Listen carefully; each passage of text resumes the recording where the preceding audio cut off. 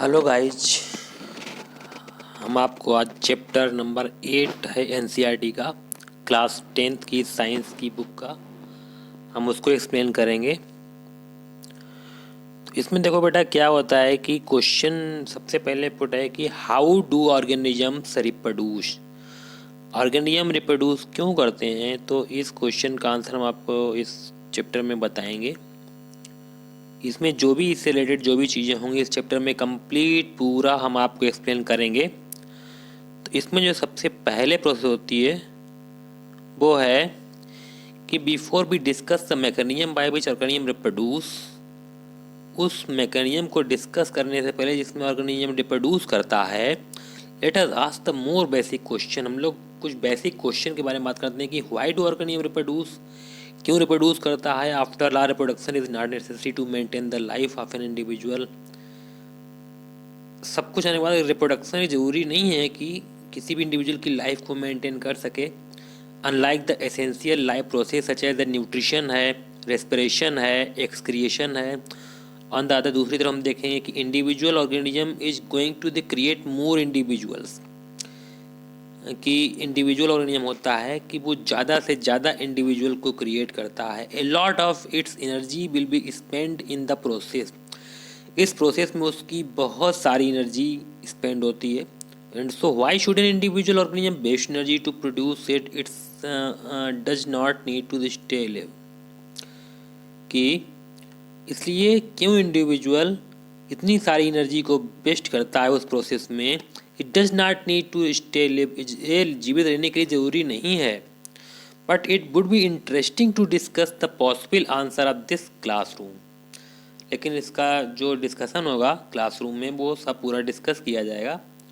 Okay, now we are talking the whatever the answer of this question, it's obvious that notice organism because they reproduce. If there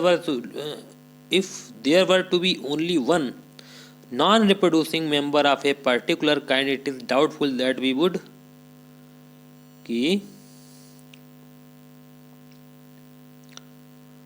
इसमें ये होता है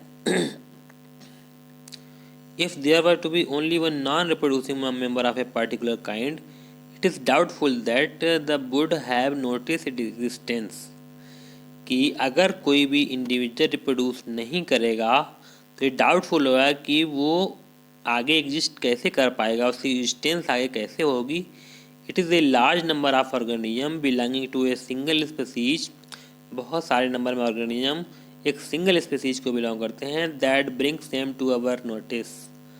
how do we know that two different individual organism belong to the same species, कि two different individual एक same species को belong कैसे करते हैं। Usually we say this because they look similar to each other, क्योंकि वो एक दूसरे से सिमिलर दिखाई पड़ते हैं। Thus reproducing organism create new individual that look very much like themselves. Reproducing organism होते हैं वो ऐसे ऑर्गेनिज्म को जन्म देते हैं जो जस्ट उसकी तरह ज़्यादा दिखता है, ठीक है। That look very much like themselves, कि वो अपने आप की तरह, मतलब उनका जो पेरेंट्स होता है पेरेंट्स से ज़्यादा मैच करता है, ठीक है। अब हम बात करेंगे यहाँ पर do organism create exact copy of themselves, ठीक है। कहता है क्या ऑर्गेनिज्म अपने जैसी एग्जैक्ट कॉपी बनाता है क्या। हम इसको आगे डिस्कस करेंगे। देखो क्या होता है बेटा इसमें कि ऑर्गेनिज्म लुक सिमिलर दिखाई देता है because their body design are similar, क्योंकि उसकी बॉडी डिजाइन सिमिलर होती है। If body design are to be similar the blueprint for the design should be similar, तो उसका ब्लू प्रिंट भी सिमिलर होना चाहिए। कि बॉडी डिजाइन सिमिलर होती है तो ब्लू प्रिंट भी सिमिलर होना चाहिए। दस reproduction at its most basic level will involve making copies of the blue print of the body design. इसलिए रिप्रोडक्शन सबसे ज़्यादा उसकी जो बेसिक लेवल होती है उसमें वो उसकी बॉडी डिज़ाइन की कॉपी को बनाता है, उनकी कॉपी बनाने में इन्वॉल्व होता है। कि जैसे क्लास 9th में देखा, we learn that the chromosomes in the nucleus of a cell contain information for inheritance. Of features from parent to the next generation in the form of DNA deoxyribonucleic acid molecule. क्या होता है, class 9th में पढ़ा हुआ है कि हम लोगों ने वी लर्न दैट, हमने पढ़ा था that the chromosome in the nucleus of a cell contain information, कि जो क्रोमोसोम होते हैं सेल के न्यूक्लियस में, उसमें इंफॉर्मेशन कोडेड होती है for inheritance of features from the parent to the next generation in the form of DNA. वो इन्फॉर्मेशन डीएनए के फॉर्म में होती है जो पेरेंट्स उस इंफॉर्मेशन को अपनी नेक्स्ट जनरेशन में ट्रांसफ़र करते हैं। ठीक है, in the form of DNA, इसे कहते हैं deoxyribonucleic acid. The DNA in the cell nucleus in the information source for the making protein. जो डीएनए होती है सेल न्यूक्लियस में, वो इंफॉर्मेशन सोर्स होता है जो कि जिससे प्रोटीन बनाई जाती है, इससे बॉडी की प्रोटीन बनती है, जिस प्रोटीन से बॉडी डिजाइन बनती है वो उसको डीएनए सजेस्ट करता है। ठीक है, उसका जो सोर्स होता है सजेशंस का, जो प्रोटीन बनाने का जो सोर्स होता है वो डीएनए होता है। ठीक है, अब आगे बात करेंगे क्या होता है। देखो क्लियर तरीके से, if the information is change, अगर इंफॉर्मेशन चेंज हो जाती है, different protein will be made, उस समय प्रोटीन डिफरेंट हो जाती है, क्योंकि जो डीएनए इंफॉर्मेशन देता है उसी के अकॉर्डिंग प्रोटीन का फॉर्मेशन होता है, और अगर वो इंफॉर्मेशन चेंज हो जाए तो प्रोटीन भी डिफरेंट बन जाती है। तो different protein will eventually lead to the altered body design, और जो डिफरेंट प्रोटीन बन जाती है इससे फिर बॉडी डिजाइन भी डिफरेंट बनती है। समझ में आ गया होगा आप लोगों को। अब हम आगे बताते हैं, therefore A basic event in the reproduction is the creation of DNA copy. इसलिए जो बेसिक इवेंट होता है, जो बेसिक घटना होती है रिप्रोडक्शन की, वो है creation of DNA copy, DNA copy का बनना। ठीक है, ये जो बेसिक इवेंट है रिप्रोडक्शन का कि डीएनए कॉपी बनती है, डीएनए कॉपी बनने के बाद में वो गैमीट के थ्रू ट्रांसफ़र होती है, और फिर एक न्यू जनरेशन में वो कॉपी बन जाती है, और जाकर के वहाँ से उसकी कोड इन्फॉर्मेशन जाती हैं, और जाने के बाद में फिर वहाँ पर एक न्यू ऑर्गेनिज्म की लाइफ स्टार्ट होती है। ठीक है, तो अब हम यहाँ पे बात करेंगे कि सेल्स से use the chemical reaction to build copies of their DNA. Cells उस केमिकल रिएक्शन में डीएनए की जो अपनी कॉपी बनती हैं उसको बनाते हैं, केमिकल रिएक्शन इस्तेमाल करते हैं। This creates 2 copies of DNA in a reproducing cell. Reproducing cell में 2 कॉपी बनती हैं डीएनए की, and they will need to be separated from each other. और ये ज़रूरी होती है कि उन कॉपीज़ को सेपरेट करना, अलग अलग कॉपी हो जाती हैं, और however keeping in 1 copy of DNA in the original cell, एक कॉपी होती है डीएनए की, वो ओरिजिनल सेल में रहती है, and simply pushing the other 1 unit would not work. और जो सिंपली जो दूसरी यूनिट होती है वो चली जाती है आगे, वुड नॉट वर्क, वो वर्क नहीं करती है। ठीक है, और ध्यान देना है आगे कैसे होता है बेटा प्रोसेस, सब पूरा डिटेल में समझा देंगे। Because the copy pushed out would not have any organise cellular structure for the maintaining life process. कि जो कॉपी जो पुश होती है जाती out would not have any organise cellular structure for maintaining life process, तो उसमें कोई भी ऑर्गेनाइज सेलुलर स्ट्रक्चर नहीं होता है लाइफ प्रोसेस को मेंटेन करने के लिए। Therefore DNA copying is accompanied by the creation of additional cellular apparatus. DNA copy जरूरी होता है कि एडिशनल सेलुलर अपरेटस बनते हैं, and then the DNA copy separate, तब डीएनए कॉपी सेपरेट हो। अगर सेलुलर अपरेटस भी बन जाएंगे तब डीएनए कॉपी सेपरेट होती है। Each with its own cellular apparatus effectively a cell divide to give a rise to 2 cells. उसके बाद में क्या होता है कि सेलुलर अपरेटस होते हैं, अलग अलग सेलुलर अपरेटस होते हैं, जिससे सेल डिवाइड करती है और 2 न्यू सेल को बर्थ देती है, 2 नई सेल उससे बनती हैं। ठीक है, आगे हम लोग बात करेंगे इसमें कि नेक्स्ट इसमें क्या होगा। These 2 cells are of course similar ये दोनों सेल ऑफ कोर्स सिमिलर होती हैं, but they are likely to be the absolutely identical, लेकिन वो एब्सोल्युटली आइडेंटिकल होती हैं. The answer is to this question will depend on how accurately of the copying reaction involve occur, कि copying जो reaction में कॉपिंग होती है, इन्वॉल्व रिएक्शन होते हैं, तो वो कैसे होते हैं. ठीक है.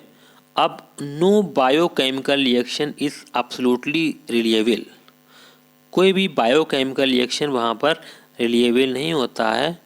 Therefore it is only be expected that the process of copying of DNA will have some variation each time. It is only be accepted, ऐसा एक्सपेक्ट किया जाता है कि the process of copying of DNA होता है, उसमें कुछ variation होते रहते हैं, हर समय उसमें कुछ वेरिएशन होते हैं, मतलब कुछ चेंजेस होते हैं. As a result the DNA copy generated will be similar. इसका रिजल्ट क्या होता है कि डीएनए कॉपी जो जनरेट होती है वो सिमिलर होती है, but may not be identical to the original. लेकिन वो ओरिजिनल कॉपी के जस्ट आइडेंटिकल नहीं हो सकती है, जस्ट उसी जैसी नहीं हो सकती है. Some of these variation might be so drastic that the new DNA copy can not work with the cellular apparatus if inherited. कभी कभी क्या होता है, ये वेरिएशन इतने ज़्यादा हो जाते हैं कि जो नई डीएनए कॉपी होती है वो सेलुलर अपरेटस के साथ में भी काम नहीं कर पाती है अगर वो इनहेरिटेड हो जाती है तो. Such a newborn cell will simply die. उसमें क्या होता है कि जो न्यू बोर्न सेल होती है वो ख़त्म हो जाती है. On the other hand these could still be many other variation in the DNA copies. दूसरी तरफ क्या होता है कि तब भी बहुत सारे वेरिएशन होते हैं जो डीएनए कॉपी में हो जाते हैं. That would not lead to such a drastic outcome. उनका इतना ज़्यादा ड्रास्टिक आउटकम नहीं होता, उनकी इतना बहुत ज़्यादा उसका आउटकम नहीं होता है, बहुत ज़्यादा तरीके से. Thus the surviving cells are similar to the but. आगे हम आपको बताएंगे क्या होता है इसमें कि the surviving cells are similar to but subtly different from each other. Surviving cell similar तो होती हैं लेकिन वो सेपरेटली डिफरेंट होती हैं, एक दूसरे से अलग अलग होती हैं. This inbuilt tendency for the variation during reproduction is the basis for evolution. इसलिए क्या होता है, इनबिल्ट टेंडेंसी होती है वेरिएशन की ड्यूरिंग रिप्रोडक्शन के दौरान, वो एवोल्यूशन का आधार होते हैं. As we will discuss in the next chapter, जैसे हमने नेक्स्ट चैप्टर में इसको डिस्कस करेंगे. अब द इम्पॉर्टेंस ऑफ वेरिएशन क्या होता है कि जो वेरिएशन होते हैं न्यू ऑर्गेनिज्म बनते हैं. वेरिएशन मतलब होता है डिफरेंसेस. यहाँ पे क्या है, यहाँ पे जो वेरिएशन होता है इसका मतलब होता है डिफरेंसेस. ठीक है, सॉरी, वैसे मतलब क्या है यहाँ पर डिफरेंसेस, अंतर. ठीक है, ओके. अब बात करेंगे populations of the organism fill well defined places और the rise in the ecosystem using their ability to reproduce. The consistent of the DNA copying during reproduction is important for the maintenance of body design feature that allow the organism to use their particular niche. Reproduction is therefore linkage to the stability of population of species. क्या है बेटा, सीधी सी बात है कि reproduction इसलिए ज़रूरी होता है, लिंकेज टू द स्टेबिलिटी या पॉपुलेशन ऑफ स्पीसीज की पॉपुलेशन को स्टेबल बनाए रखने के रिप्रोडक्शन जरूरी होता है. ठीक है, इसका हम लोग आगे बात करते हैं कि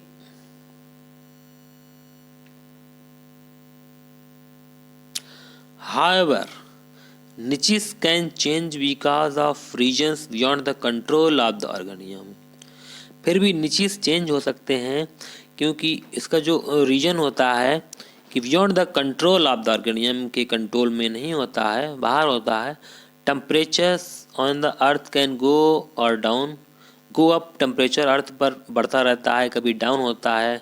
water level can vary, water level बढ़ता रहता है, कम होता रहता है. और these would be the meteorites hits, meteorites भी हिट करते हैं. To think of the few example, if population of reproducing organism were suited to particularly niche and if their niche were drastically altered, तो population of reproducing organism की उस particular नीच के लिए suited होती है, उसके उसको सूट करने लायक होती है और वो ड्रास्टिकली अल्टर होता है, the population could be wiped out. However if the some variation were to present in the few individual, अगर फिर भी कुछ वेरिएशन इंडिविजुअल में प्रेजेंट होते हैं in these population, there would be some changes, some chance for them to survive, तो उनके लिए थोड़ा सा चांस होता है सर्वाइव करने के लिए। Thus if there is a population of bacteria living in temperate waters, अगर हमने माना कि कुछ पॉपुलेशन है बैक्टीरिया की जो टेम्परेट वाटर में रहती हैं, and if the water temperature were to be increased by global warming, अगर ग्लोबल वार्मिंग से वाटर का टेम्परेचर इंक्रीज कर जाता है, most of these bacteria would die, तो उसमें ज़्यादातर बैक्टीरिया ख़त्म हो जाएंगे। But the few variants resistance to heat, लेकिन उसमें कुछ वेरिएंट ऐसे होंगे जिसमें हीट से रेजिस्टेंस होगा, would survive and grow further, वो दोबारा फिर सर्वाइव कर जाएंगे और ग्रो कर जाएंगे। तो वेरिएशन के बारे में यहाँ पर बात की गई है कि वेरिएशन इज दस useful for the survival of species over time, कि वेरिएशन जो होते हैं वो यूजफुल होते हैं किसी भी स्पीसीज को आगे सर्वाइव करने के लिए। तो वेरिएशन का यहाँ पर यही इंपॉर्टेंट बताया गया कि variation is important for the survival of the new species, okay, any species, okay ना। हम बात करते हैं कि क्वेश्चन यहाँ पर इंटेक्स क्वेश्चन है, कहते हैं what is the importance of DNA कॉपिंग in reproduction, DNA कॉपिंग का रिप्रोडक्शन में क्या इम्पोर्टेंस है। तो डीएनए कॉपी होगी तभी तो गैमीट फॉर्मेशन में, जब गैमीट बनेंगे डीएनए कॉपी होगी तभी तो गैमीट में डीएनए कॉपी जा पाएगी, तभी तो न्यू जनरेशन में वो इन्फॉर्मेशन पहुँच पाएगी, इसलिए डीएनए कॉपी इम्पोर्टेंस होती है रिप्रोडक्शन में। क्वेश्चन नंबर सेकंड कह रहा है कि why is variation beneficial to the species but not necessary for the individual, कह रहा है कि वेरिएशन बेनिफिशियल क्यों होते हैं स्पीसीज के लिए but not necessarily for the individual, लेकिन इंडिविजुअल के लिए ज़रूरी भी नहीं होते हैं और ये बेनिफिशियल होते हैं स्पीसीज के लिए वेरिएशन, क्योंकि वेरिएशन होते हैं तो स्पीसीज ग्रो कर जाती हैं, वेरिएशन होने से स्पीसीज सर्वाइव कर जाती हैं, लेकिन ये ज़रूरी नहीं होते हैं किसी भी इंडिविजुअल के लिए, ठीक है, कि वेरिएशन हो कुछ ज़रूरी नहीं है। I have modes of reproduction used by the single organism, okay. अब वो कह रहा है कि एक सिंगल ऑर्गेनिज्म है कितने टाइप के मोड ऑफ रिप्रोडक्शन इस्तेमाल कर सकता है, ठीक है, इसके बारे में हम लोग बात करेंगे। इसमें क्या है, compare and contrast the way by which yeast grows in the first case and how would grow in the second, कह रहा है ईस्ट फर्स्ट केस में ईस्ट कैसे ग्रोथ करता है, सेकंड केस में कैसे करता है। Having discussed in the context reproduction process work late us now examine how different organism actually reproduce, इसमें पूछा जाएगा कि हाउ ऑर्गेनिज्म एक्चुअली रिप्रोड्यूस, की कैसे ऑर्गेनिज्म वास्तव में रिप्रोड्यूस करते हैं। The modes by which the variation organism reproduce depend on the body design of the organism, ये ऑर्गेनिज्म की बॉडी डिज़ाइन पे डिपेंड करेगा कि कैसे रिप्रोड्यूस करेगा। आगे हम लोग बात करते हैं फ्यूजन की। तो फ्यूजन क्या है, देखो तो बच्चों फ्यूजन क्या होता है कि जो यूनिसेलुलर ऑर्गेनिज्म होते हैं, ठीक है, फ्यूजन का मतलब बताएंगे। For unicellular organism cell division और fusion leads to the creation of new individual, क्या होता है कि इसमें सेल डिवीजन होगा या फ्यूजन होगा, इससे न्यू इंडिविजुअल पैदा होगा। तो many different pattern of fusion have been observed, many bacteria and protozoa simply split into the equal half during the cell division, बहुत सारे बैक्टीरिया प्रोटोजोआ होते हैं सिंपली स्प्लिट हो जाते हैं टू इक्वल हाफ में सेल डिवीजन के दौरान।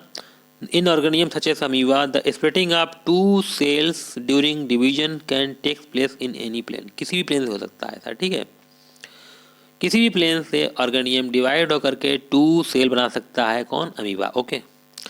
ना हम बात करते हैं नेक्स्ट, देखो बाइनरी फ्यूजन यहाँ पर अमीबा में दिखाया गया, अमीबा का प्रोसेस है। यहाँ पर देखो ये अमीबा सिंगल सेल होती है, ये ग्रो करता है, पहले इसकी बॉडी ग्रो करती है, ग्रो करने पे और ग्रो करता है, फिर यहाँ पर फिशर बनता है, बीच से डिवाइड होता है ये, यहाँ पर दो अमीबा बन जाते हैं और ये दो अमीबा एक न्यू लाइफ स्टार्ट कर देते हैं, ठीक है। तो ये बाइनरी फ्यूजन इन अमीबा चल रहा है। हम लोग बात करेंगे कि बाइनरी फ्यूजन इन लेशमानिया, लेशमानिया डोनोमिनी एक ऑर्गेनिज्म होता है, ऐसे कुछ ऑर्गेनिज्म ऐसे होते हैं कि however some organism unicellular organism should humbert harmonium of the bodies J. Leishmania which cause Kala-Jar. Leishmania Kala-Jar which have a whip-like structure at the one end of the cell. Such organism binding fusion occur in the definite ponytail of the relation. Okay. हम लोग बात करते हैं यहाँ पर क्या है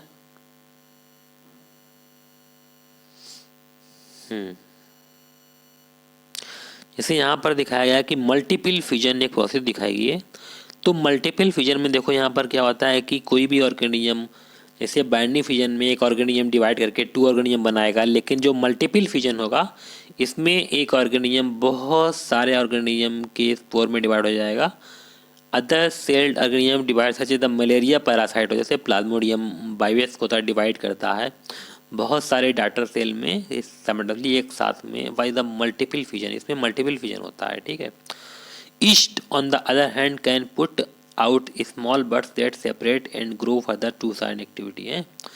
yeast कैसे डिवाइड करता है, ईस्ट में बर्डिंग हो जाती है तो उसमें बर्ड निकलता है उसकी बॉडी से, वो बर्ड आगे बड़ा होकर के फिर टूट के गिर जाता है, उससे न्यू ईस्ट सील प्लांट बन जाता है। ईस्ट प्लांट न्यू वाला बन जाएगा, दूसरा बन जाएगा। ठीक है। अब हम लोग बात करेंगे आगे फ्रेगमेंटेशन। ठीक है। तो फ्रेगमेंटेशन की बात करेंगे। फ्रेगमेंटेशन क्या होगा देखो,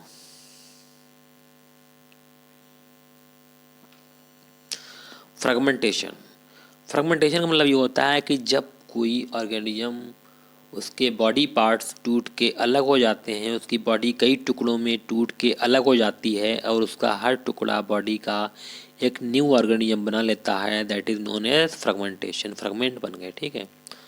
जैसे स्पायरोगायरा है, स्पायरोगायरा का फिलामेंट होता है, स्पायरोगायरा प्लांट का फिलामेंट होता है। स्पायरोगायरा प्लांट में क्या होता है कि स्पायरोगायरा प्लांट बहुत सारे पार्ट में टूट जाता है, उसका हर बॉडी फ्रेगमेंट फिर बड़ा होकर के ग्रोथ कर जाता है और न्यू स्पायरोगायरा प्लांट बनाता है। ठीक है। तो हम लोग यहाँ पर देखेंगे क्या हो रहा है कि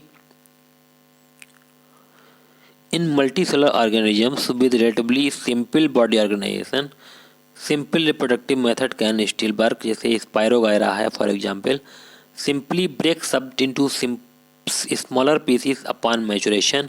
मैच्योर होने पर ये छोटे छोटे पीस में ब्रेक हो जाता है spirogyra. These pieces fragment grow into new individual. ये फ्रेगमेंट पीसीस होते हैं वे न्यू इंडिविजुअल में ग्रो कर जाते हैं। Can be work of this reason this based on the what we side activity 8.4।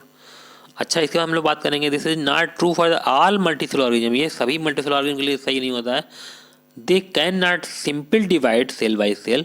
The reason is that many multicellular organism we have seen are not simply random collection of cell. उसमें simple random collection of cell collection नहीं होता है। Specialise cells are organise in tissue.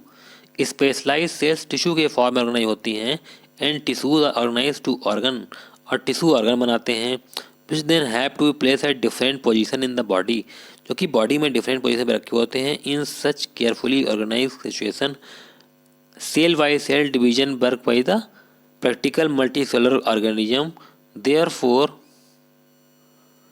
Need to use more complex ways of reproduction. क्या होता है यहाँ पर, वो ज़्यादा कम्प्लेक्स मेथड का इस्तेमाल करते हैं रिप्रोडक्शन के लिए। The basic stage use in multicellular organism is that different cell type perform different specialized function following of the general pattern. Reproduction in such organism is also the functional of the specific cell type. However, if the reproduction is to be achieved from the single cell type, the organism itself consists of many cell types. Okay, the answer is that then must be single cell type in the organism that is capable of growing, proliferating and making other cell type under the right circumstances. ठीक है। अब बात करते हैं regeneration की। तो regeneration में क्या होता है कि इसमें एक ऑर्गेनिज्म है, मान लो उसकी बॉडी का कोई पार्ट टूट के अलग हो जाता है, किसी तरीके से टूट जाता है और कुछ दिनों बाद देखो उसमें वो बॉडी पार्ट फिर दोबारा से ग्रो कर जाता है, उसे हम लोग कहते हैं रीजनरेशन। ठीक है। सिंपल सी बात है, जैसे हाइड्रा है तो many fully differentiated organism have the ability to give rise to an individual organism from their body parts. Okay, उसके बॉडी पार्ट से एक फुल न्यू इंडिविजुअल बन सकता है, उसे हम रीजनरेशन कहते हैं। That is if individual somehow cut up broken down to many pieces, many of these pieces give into separate individual.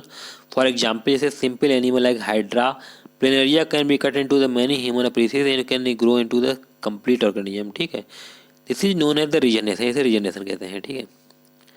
आगे हम लोग बात करते हैं क्या है इसमें।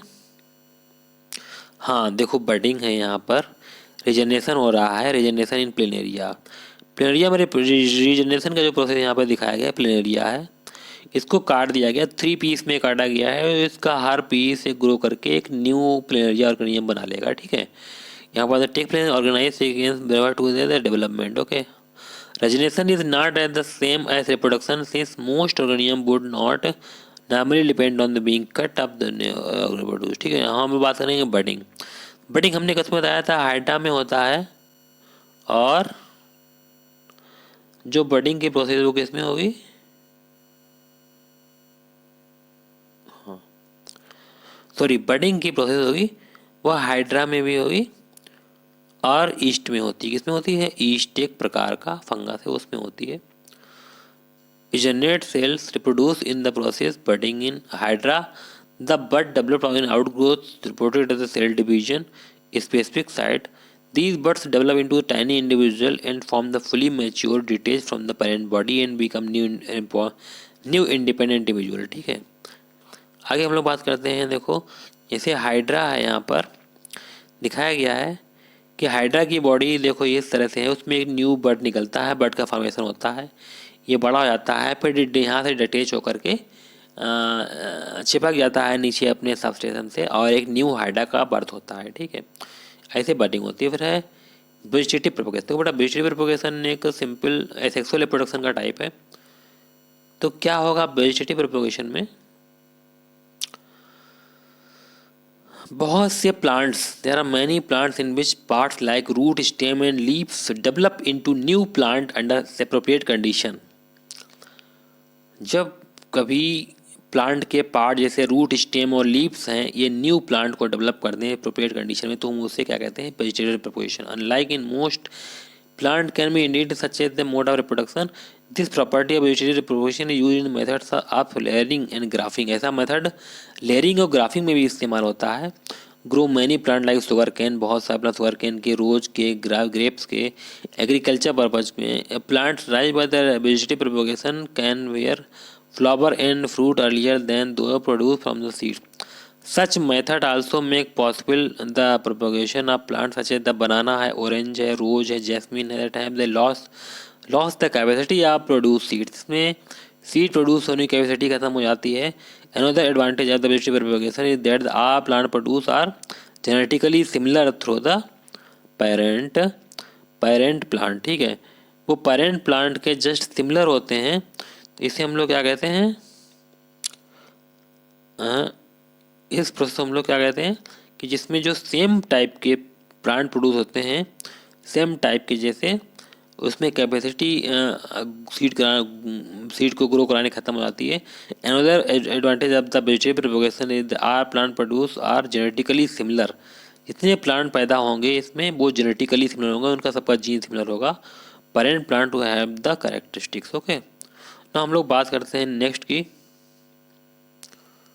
जैसे एक इसमें और यहाँ पे भी है कि एक तरीका और दिखाया गया कि कभी कभी क्या होता है कि प्लांट ग्रो कर जाते हैं लीफ से, हैं, तो लीव्स ऑफ ब्रायोफिल्म में बड्स ग्रो करेगा। ये बड्स बाद में नीचे अर्थ में सॉइल में गिर करके new bryophyllum, similarly the buds produce in the notches along the leaf margin of the bryophyllum fall on the soil and develop into new plant.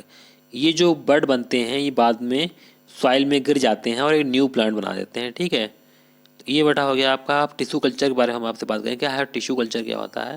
देखो सिंपल चीज समझने वाली है कि टिश्यू कल्चर क्या है। In tissue culture new plants are grow by removing tissue are separating cells from the growing tip of plant. इसमें क्या होता है कि टिश्यू कल्चर में न्यू प्लांट ग्रो होते हैं जो कि टिश्यू को, सेल या टिश्यू होती हैं ग्रोइंग प्लांट के, वहाँ से उनको निकाल के the cells are then place in an artificial medium. उन सेल को फिर आर्टिफिशियल मीडियम रखा जाता है, where divide rapidly to form small group of the cells or callus, जहाँ पर वो डिवाइड होकर के क्या बनाए, स्मॉल ग्रुप ऑफ सेल्स या कैलस बनाए। The callus is transferred another medium containing hormone for growth. वो कैलस होता है फिर दूसरे मीडियम में ट्रांसफर कर दिया जाता है जहाँ पर हार्मोन होते हैं ग्रोथ कराने के लिए। And differentiate the plant and them place in the soil so that the new they can grow new mature plant. फिर उसको बाद में सॉइल में ग्रो कराया जाता है, फिर वो न्यू मैच्योर प्लांट बना देता है। Using the culture many plant can be grown from the parent disease free condition. इसमें क्या होता है कि जो प्लांट पैदा होते हैं वो डिसीज फ्री कंडीशन, उसमें बीमारी नहीं होती है। Technique is commonly use in ornamental plant. ये टेक्निक कहाँ इस्तेमाल होती है? ऑर्नामेंटल प्लांट होते हैं वहाँ इस्तेमाल होती है, ठीक है। हम बात करेंगे स्पोर फॉर्मेशन की। स्पोर फॉर्मेशन देखो किसमें होगा? फंगस में होगा बेटा। तो हम इसके बारे में बात करेंगे कि बहुत सारे जो even in many simple multicellular organism specific reproduction parts can be identified. बहुत सारे मल्टी सेलुलर ऑर्गेनिज्म होते हैं, उनमें स्पेसिफिक रिप्रोडक्टिव पार्ट्स आइडेंटिफाई हो जाते हैं। The thread like structure that develop the bread in activity have ever the hypha for the bread mould. Rhizopus में hypha होता है। They are not reproduce part, ये रिप्रोडक्टिव पार्ट नहीं है। On the other hand the tiny blob on the stick structure are involve in the reproduction. The blobs are sporangia. जो blobs होते हैं यहाँ पर देखो ये स्पोरेंजिया होते हैं, और विच कंटेंट सेल्स आर स्पोर। इसमें सेल या स्पोर होते हैं, देखो यहाँ पर स्पोर है। और eventually develop into a new Rhizopus individual. वो बाद में जब जाकर कहीं पे गिर जाते हैं तो वो न्यू राइजोपस इंडिविजुअल पैदा करते हैं। Spore are covered by thick walls that protect them until they come into contact with another moist surface and can begin to grow. Spore के ऊपर काफ़ी थिक कवरिंग होती है जिससे उनका प्रोटेक्शन मिल सके, और बाद में वो एक किसी भी मॉइस्ट प्लेस के संपर्क में आकर के न्यू प्लांट बना सकते हैं राइजोपस का, ठीक है। तो ये आपका स्पोर फॉर्मेशन वाला प्रोसेस खत्म हो गया। अब वो कहता है all the mode of reproduction that we have discuss so far allow new generation to be created from the single individual, this is known as the asexual reproduction. Asexual reproduction को यहाँ पर डिफाइन किया गया है, simple सी definition दी गई है। All the modes of reproduction that we have discuss so far allow new generation to be created. New generation create करने के लिए होता है फ्रॉम ए सिंगल इंडिविजुअल से। This is known as the asexual reproduction. इसे क्या कहते हैं? इसे हम कहेंगे एसेक्सुअल रिप्रोडक्शन, ठीक है। तो हम बात करेंगे जो क्वेश्चन है, जो हमारे इंटेक्स क्वेश्चन है, क्या कह रहा है कि how does binary fission differ from multiple fission. तो बाइनरी फिजन में क्या होता है कि बेटा जब ऑर्गेनिज्म डिवाइड होता है तो दो बनाता है, लेकिन जो मल्टीपल फिजन होता है इसमें बहुत सारे स्पोर बनाता है। मल्टीपल फिजन में कोई ऑर्गेनिज्म डिवाइड होकर के, और कह रहा है कि how will an organism it benefited for reproduce through spore. कहता है कोई भी ऑर्गेनिज्म अगर स्पोर के थ्रू रिप्रोड्यूस करता है तो उसके लिए क्या फ़ायदे होते हैं? फ़ायदा ये होता है कि उसको मतलब वो प्लांट कैसा होगा, उसी प्लांट जिससे पैदा होगा, जिसका स्पोर होगा, सेम उसी टाइप का होगा। उसमें सेक्सुअल रिप्रोडक्शन का प्रोसेस नहीं होगा। सेक्सुअल रिप्रोडक्शन प्रोसेस जो प्लांट बनते हैं, जो एनिमल बनते हैं, वो जस्ट लाइक पेरेंट होते हैं, ठीक है। थर्ड वाला जो कह रहा है, can you think of the reason why more complex organism can not give rise to new individual through regeneration. क्या आप बता सकते हैं, सोच सकते हैं कि ज़्यादा जो मोर कम्प्लेक्स ऑर्गेनिज्म होते हैं वो एक न्यू इंडिविजुअल को रीजनरेशन के थ्रू जन्म नहीं दे सकते हैं, क्यों? ठीक है, तो रीजनरेशन से जन्म इसलिए नहीं दे सकते हैं कि जो मोर कम्प्लेक्स ऑर्गेनिज्म होते हैं उनमें सेल्स स्पेसिफाई होकर के रिप्रोडक्टिव ऑर्गन बनाती है, जिससे रिप्रोडक्शन संपन्न होता है, ठीक है। अब हम फोर्थ क्वेश्चन की बात करते हैं कि why is vegetative propagation practice for the growing some types of plant. कह रहा वेजिटेटिव प्रोपोगेशन प्रैक्टिस में लाया गया कुछ ग्रोइंग टाइप के, कुछ प्लांट टाइप में, ऐसा क्यों किया गया है? तो इसका आंसर हम आपको बताएंगे आगे, ठीक है। Why DNA copying is essential part of the process of reproduction. Question number 5 वो कह रहा है कि डीएनए कॉपिंग क्यों जरूरी है प्रोसेस ऑफ रिप्रोडक्शन में। रिप्रोडक्शन प्रोसेस में अगर डीएनए कॉपी नहीं होगी तो इन्फॉर्मेशन कैसे ऑर्गेनिज्म तक जा पाएगी? जो उसमें डॉटर सेल होगी, जो न्यू ऑर्गेनिज्म का जन्म होगा, अगर डीएनए कॉपी नहीं होगी तो गैमीट के थ्रू होते हुए कैसे इंडिविजुअल में जाकर के उन लक्षणों को, उन प्रभावों को शो कर देगी, ठीक है। ये हो गया आपका सेक्सुअल रिप्रोडक्शन के टाइप। अब हम आपको रिवाइज आगे बताएंगे सेक्सुअल रिप्रोडक्शन के बारे में, ठीक है। तो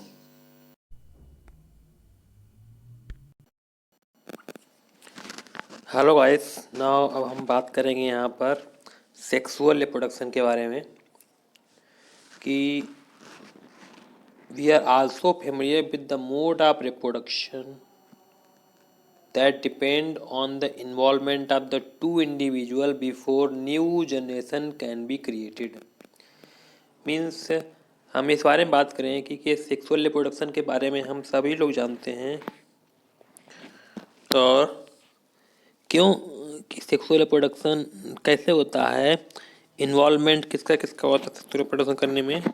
तो सेक्सुअल रिप्रोडक्शन करने में सबसे ज़्यादा जो पहली चीज़ होती है, यहाँ पर 2 इंडिविजुअल रिक्वायर्ड होते हैं न्यू जनरेशन बनाने के लिए, न्यू जनरेशन क्रिएट करने के लिए। सिंपल सी चीज़ है, जहाँ पर 2 इंडिविजुअल इन्वॉल्व होंगे न्यू जनरेशन फॉर्मेशन के लिए, तो वहाँ पर आपका सेक्सुअल मोड ऑफ रिप्रोडक्शन इस्तेमाल होगा। ठीक है, तो यहाँ पर जैसे bulls alone can not produce new calves, bulls अकेले ही न्यू काल्व्स को जन्म नहीं दे सकता है, nor can hens alone produce new chicks, और नहीं एक हेन अकेले न्यू चिक्स को जन्म दे सकती है। In such cases both sexes males and females are needed to produce new generation. इसमें दोनों सेक्सेस की ज़रूरत होती है, मेल फीमेल सेक्स दोनों की ज़रूरत होगी, are needed to produce new generation बनाने के लिए। Then what is the significance of the this sexual mode of reproduction. कह रहा है कि इस सेक्सुअल मोड ऑफ रिप्रोडक्शन का सिग्निफिकेंस क्या है, क्या उपयोगिता है, क्यों उपयोगी है। तो are there any limitation of the sexual mode of reproduction, क्या सेक्सुअल मोड ऑफ रिप्रोडक्शन की कुछ लिमिटेशंस भी हैं, या which we have been discussing, जिसको हम अब आगे डिस्कस करेंगे। तो इसमें नेक्स्ट क्या होगा कि अब नेक्स्ट चीज़ में आती है कि why the sexual mode of reproduction, क्यों है सेक्सुअल मोड ऑफ रिप्रोडक्शन, क्यों होता है। सिंपल सी बात है, हम आपको डिस्कस करेंगे इनमें सारी जो भी चीज़ें होंगी सेक्सुअल मोड ऑफ रिप्रोडक्शन में। तो इसमें है the creation of 2 new cells from one involve copying of the DNA as well as of the cellular apparatus. 2 नई सेल का बनना, एक वन सेल से, उसमें क्या होता है कि डीएनए की कॉपी इन्वॉल्विंग होती है, उसमें डीएनए की कॉपी बनना होता है और उसके सेलुलर अपरेटस बनना होता है। ठीक है, the DNA copying mechanism as we have noted can not be absolutely accurate. जो डीएनए कॉपिंग मैकेनिज्म होती है, जैसा कि हम लोग नोट करते हैं, वो कभी भी एब्सोल्युटली एक्यूरेट नहीं होती है, and the resultant errors are a source of variation in population. और जो रिजल्टेंट एरर होती है वो वेरिएशन का सोर्स होता है इन पॉपुलेशन में, ऑर्गेनिज्म की पॉपुलेशन में वेरिएशन का सोर्स होता है। तो every individual organism can not be protected by variation, her individual variation से प्रोटेक्ट नहीं हो सकता है, वेरिएशन से प्रोटेक्टेड नहीं किया जा सकता है। बट इन पॉपुलेशन, लेकिन पॉपुलेशन में क्या होता है, variations are useful for ensuring the survival of the species. लेकिन पॉपुलेशन में क्या होता है कि वेरिएशन ज़रूरी होते हैं स्पीसीज के सर्वाइवल में। It would therefore make sense if organism came with the reproductive mode that allowed more and more variation to be generated। ऐसा इसलिए होता है कि उसमें ऑर्गेनिज्म रिप्रोडक्टिव मोड आप मतलब रिप्रोडक्टिव मोड में होते हैं, तो उनको allowed more and more variation to be generated, वो ज़्यादा से ज़्यादा वेरिएशन जनरेट कर सकते हैं। और हम नेक्स्ट बात करेंगे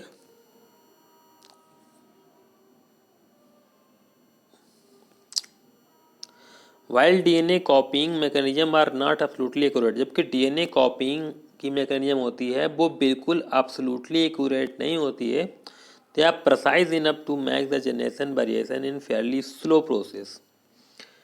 इतनी प्रिसाइज होती है, मतलब इतनी पर्याप्त प्रिसाइज होती है कि उसमें न्यू जनरेशन जो बनती है उसमें स्लो प्रोसेस में वेरिएशन आराम से हो जाते हैं। और if the DNA copying mechanism were to be less accurate, अगर डीएनए कॉपिंग मैकेनिज्म कम एक्यूरेट होती है तो many of the resultant DNA copies would not be able to work with the cellular apparatus. तो बहुत सारी डीएनए की copy cellular apparatus के साथ में काम नहीं कर पाती हैं, एंड वुड डाई, और वो ख़त्म हो जाती हैं। ठीक है, नेक्स्ट हम लोग बात करें कि so how can the process of making variants be speeded up. तो ये होता है कि how can the process of making variants be speeded up, कि वेरिएंट्स के बनने की प्रोसेस कैसे स्पीड अप, कितनी तेज हो सकती है। तो each new variation is made in DNA copy that already has variation accumulated from previous generation, कि हर नई वेरिएशन जो डीएनए कॉपी में बनते हैं, जो कि ऑलरेडी बहुत सारे वेरिएशन उसमें निकलते हैं फ्रॉम द प्रीवियस जनरेशन, बहुत पहली जनरेशन से। Thus, two different individuals in a population would have quite different pattern of accumulated variation। कि जो टू डिफरेंट इंडिविजुअल होते हैं पॉपुलेशन में, उनमें बहुत ज़्यादा डिफरेंट पैटर्न, जो पैटर्न का डिफरेंस होता है accumulated वेरिएशन बनाने में बहुत ज़्यादा होता है। Since all of these variations are in living individual is assure that do not any really bad effect, कि जितने भी वेरिएशन होते हैं, टोटल वेरिएशन होते हैं लिविंग इंडिविजुअल में, वो कि it is assure that they do not have any really bad effect, कि उनका कोई भी बैड इफेक्ट नहीं होता है। And combining variation from two more individual would thus create new combination of the variant. ठीक है, और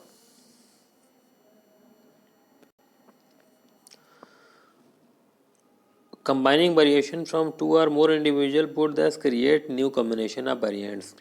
जो कंबाइनिंग वेरिएशन होते हैं दो या दो से अधिक इंडिविजुअल के, वो न्यू वेरिएशन के कम्बिनेशन को जनरेट करते हैं। Each combination would be novel, हर जनरेशन और हर कम्बिनेशन नोबल होता है। Since it would be involve two different individual, इसमें टू डिफरेंट इंडिविजुअल इन्वॉल्व होते हैं। The sexual mode of reproduction incorporate such a process of combining DNA from two different individual during reproduction। भाई simple सी बात है कि sexual reproduction में क्या होता है, incorporate such a process of combining DNA from two different individual during reproduction. ठीक है, but this create a major difficulty, लेकिन ये थोड़ी सी डिफिकल्टी क्रिएट करती है। If such new generation is to be the combination of DNA copies, अगर ऐसे न्यू जनरेशन होती है तो डीएनए कॉपीज़ के कम्बिनेशन होता है from two pre existing individual, two pre existing individual से, then each new generation will end up having twice the amount of DNA. हर न्यू जनरेशन बनती है उसमें जो डीएनए का अमाउंट होता है वो हमेशा डबल होता है। दस द प्रीवियस जनरेशन हैड, जितना प्रीवियस जनरेशन में होता है उससे जस्ट डबल होता है डीएनए का amount. This is likely to mess up the control of the cellular apparatus by the DNA. ये सेलुलर डीएनए को के अपरेटस को कंट्रोल करने के लिए ही इतना होता है। Then how many ways can we think for the solving this difficulty, हम इस डिफिकल्टी को कैसे सॉल्व कर सकते हैं, देखो आगे हम लोग बात करेंगे।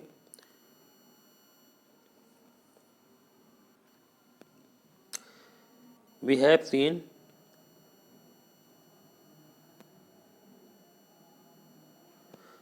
earlier that the organism become more complex, the specialization of tissue increases।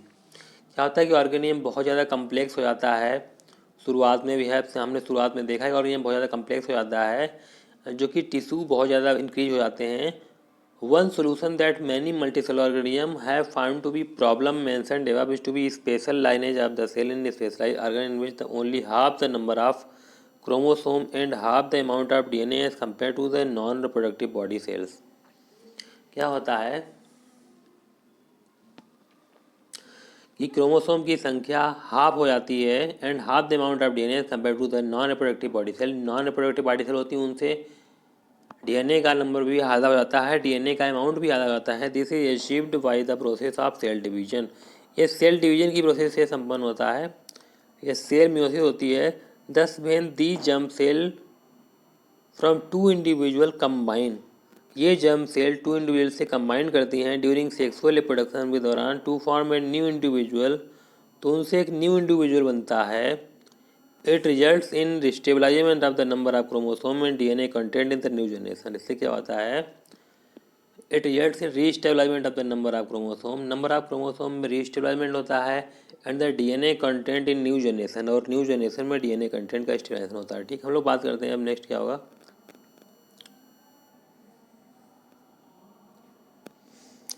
If the zygote is to grow and develop into an organism which has highly specialized tissue and organ, अगर एक जाइगोट ग्रो करता है और एक new organism में develop करता है which has highly specialised tissue and organ, इसमें बहुत ही हाईली स्पेशलाइज्ड टिश्यू और ऑर्गन होते हैं, then it have to the sufficient stores of energy for doing this. तो इसमें बहुत सारी energy have sufficient store of energy for doing, इसमें ऐसा करने के लिए बहुत सारी एनर्जी वो स्टोर करते हैं। और इन वेरी सिंपल ऑर्गेनिज्म में क्या होता है, it is seen that the two germ cells are not very different from one another, कि टू जर्म सेल होती हैं बहुत ज़्यादा डिफरेंट नहीं होती एक दूसरे से, और may even be similar but as the body design become more complex, लेकिन वो सिमिलर हो सकती हैं लेकिन उनकी बॉडी डिजाइन बहुत ज़्यादा कम्प्लेक्स होती है। The germ cells also specialised, germ cell भी स्पेशलाइज होती हैं। One germ cell is large and contain the food store while the other is smaller and likely to be motile. कहता है कि इसमें एक जर्म सेल तो बड़ी होती है, उसमें बहुत ज़्यादा फूड स्टोर होता है, जबकि एक जर्म सेल होती है वो छोटी होती है और मोटाइल होती है, मतलब चलने फिरने वाली, मतलब वो मूवमेंट करती है। ठीक है, conventionally the motile germ cell is called the male gamete, जो मोटाइल जर्म सेल होती है उसे मेल गैमीट कहते हैं। The germ cell containing the store food is called the female gamete, और जिसमें फूड स्टोर होता है जर्म सेल में उसे फीमेल गैमीट कहते हैं। Okay, now we shall see in the next few section how the need to create these two different types of gamete give rise to the differences in the male and female reproductive organ।